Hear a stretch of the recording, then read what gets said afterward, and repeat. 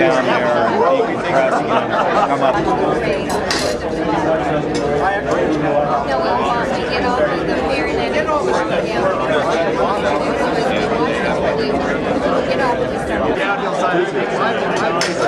So I'm going to begin, and that's with a statement. It's kind of your statement, and the question is, why should we vote for you? And we'll start with Scott.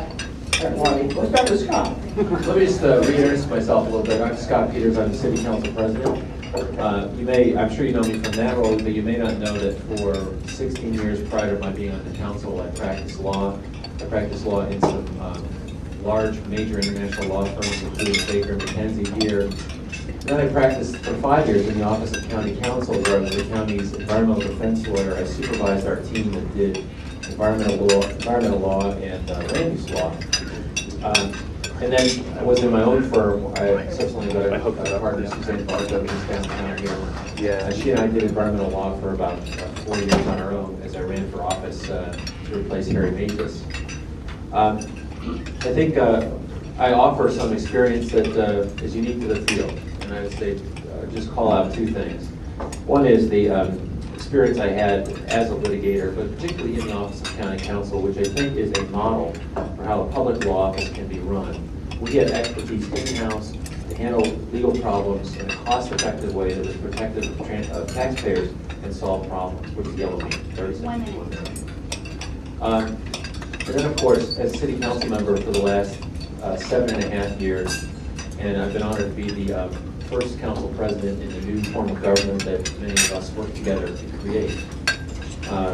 I've actually been through inventing this whole form of government and making sure that there are checks and balances, making sure that there's good information flow, to help pull us out of the city, out of the problems that we've seen over the past 2 years, and make sure that they'll never happen again. I appreciate the opportunity to talk about those experiences more, but I'm pleased to enjoy endorsements from around the community and hope that folks in this room will join those people in supporting them. Thank you, Scott. Let's just go to the table. We'll go Brian and Jan. Well, thank you. I'm Brian Manchin, and I'm Lance's boss.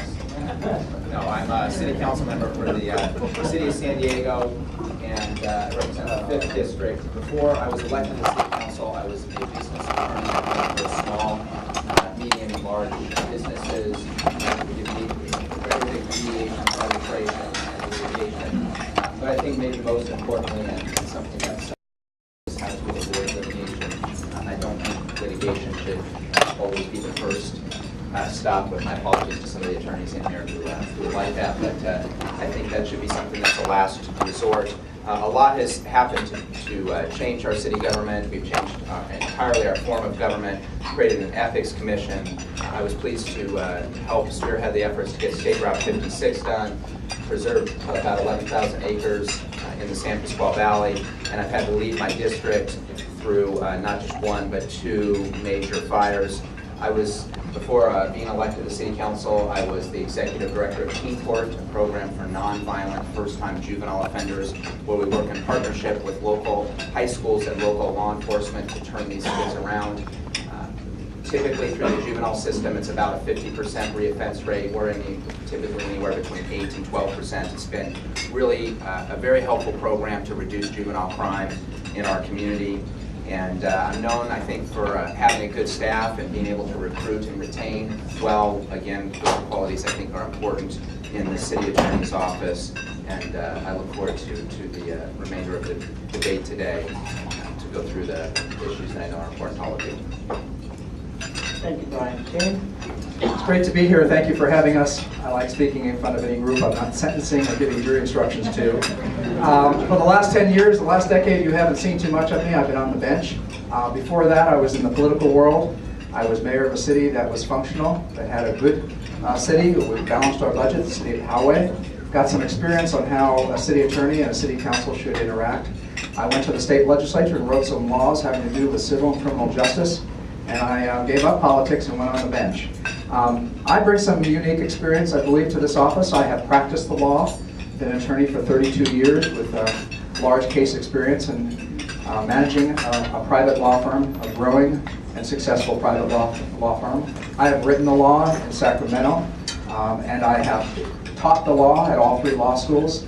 Of course, that includes municipal law and political corruption, laws of bribery and other crimes. And over the last 10 years, I have worked to enforce the law. I've been a part of the criminal and civil justice system, where I've learned the importance of being independent. Our city attorney needs to be independent. Independence means that you make your decisions based upon the law and only the law, not based upon politics or personal considerations. You earn credibility by being independent and making your decisions solely on the law. Being effective means winning some cases. Doesn't involve press conferences. It's not how you win cases. It's good assessment of your cases, good training, good supervision of the lawyers. This is a 135 lawyer law firm. It's one of the largest law firms in the city. I'll bring the experience necessary to bring that office up to the highest level of quality and help bring our city around and face the problems we need to face. Thank you. Thank you, Jan. Michael? Well, I feel like I'm in front of a group of people that I've grown up with. I had a downtown law firm with Bill Sauls and I shared space in many years ago, and over 25 years ago. And one of the pleasures of being city attorney has been working closely with the Downtown Partnership, generally, and Barbara Warden in particular. We have made a fundamental change in the city attorney's office for the better. The office has now professional, effective attorneys like Don McGrath, who's also practiced downtown for many years. We have brought in people who are committed to the public interest. You know, it's one thing to say that you want to do things under the law and then align yourself with all of the old guard, as my good friend Jan Goldsmith has, all the old attorneys, the ones that got us in trouble, who are helping to sponsor and co-chairing his campaign, and then talk about how you want to operate under the law, when in fact, those people did not operate under the law, and that's why we had the largest municipal securities fraud in American history.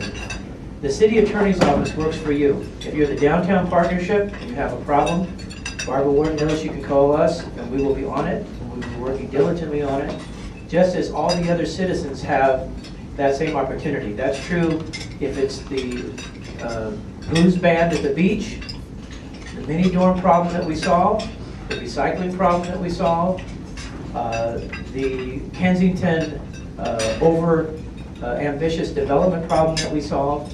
When you go down the list of things that have now come out of the city attorney's office on a systematic basis, what I say is that we've established a beachhead.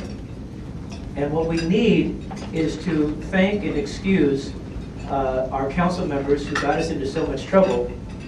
And I'll complete that later because I've got the red on here. Okay, let's go. Question number 2.